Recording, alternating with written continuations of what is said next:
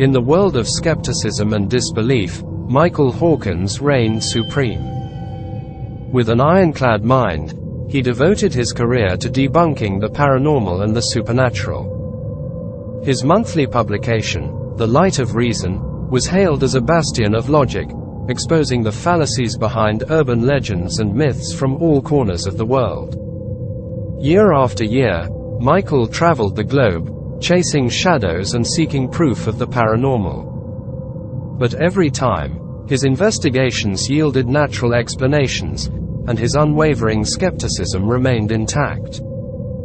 Yet, despite his unmovable commitment to the material world, a lingering doubt gnawed at the edges of his consciousness. One ominous day, a mysterious letter arrived at his doorstep.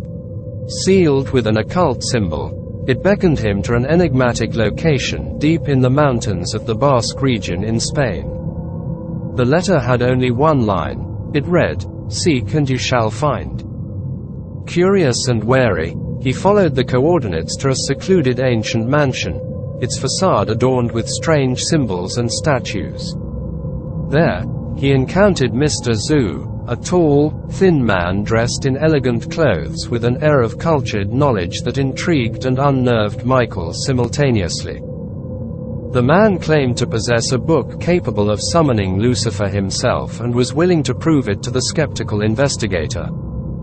He told Michael he had inherited the book from his great-grandfather Balthazar Zuloaga de Castilla, a renowned occultist, painter and explorer of the local Basque region, known for his eccentric hobbies and demeanor. With curiosity piqued, Michael agreed to witness the ritual. However, as Mr. Zhu began the incantation, an inexplicable transformation overcame him. In the blink of an eye, Michael was no longer facing a mere man, but Lucifer incarnate. Fear seized Michael's heart as he realized this was no elaborate illusion. He desperately tried to look for any sign this was just a prank or some cruel hoax to get him to believe. He applied all his logic and deductive reasoning he had learned throughout his previous expeditions into the bizarre. But nothing seemed to explain anything this time. Lucifer, in all his malevolence, knew Michael's deepest secrets and fears, most significantly the haunting memory of his daughter, Sophie, who had tragically died in her crib years ago. He used Michael's long-forsaken pain to finally show him this was no spectacle, but the dark reality he was about to face, for who alone but Michael could know of such a deep and buried secret. With a sinister grin, Lucifer invited Michael on a chilling journey through hell, a realm of torment and suffering where humanity's darkest nightmares played out. Terrified, Michael watched as the Prince of Darkness revealed himself as the torturer-in-chief behind these unimaginable horrors. They traversed through time and space to the Garden of Eden where it had all begun. They witnessed the magnificent rise of Rome and its terrible fall, the crucifixion of the innocent Jesus and the man who betrayed him. They spent hours in the suffocating gases of Auschwitz and the never-ending barrage of Normandy Beach.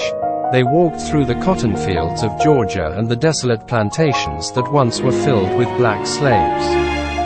Michael felt every pain he witnessed as his own, and for the very first time in his life, he wept like a child.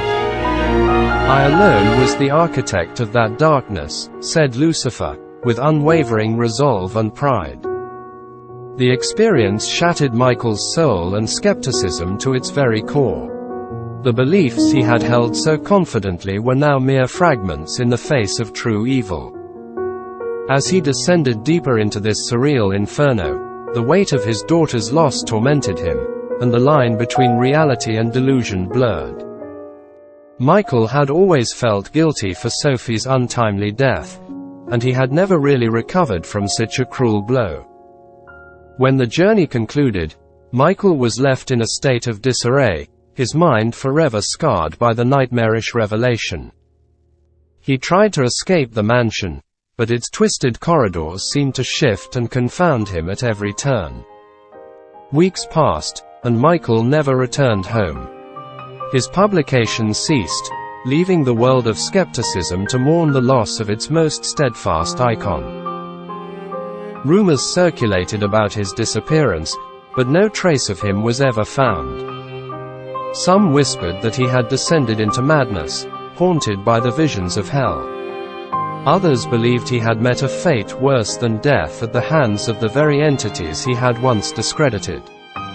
As for the mansion deep in the mountains, it remained an enigma, a place feared and avoided by all who heard its name. The tale of Michael Hawkins and his encounter with Lucifer became a cautionary tale, a reminder that some truths lie beyond the reach of reason, and that skepticism alone cannot shield us from the shadows that lurk in the darkness.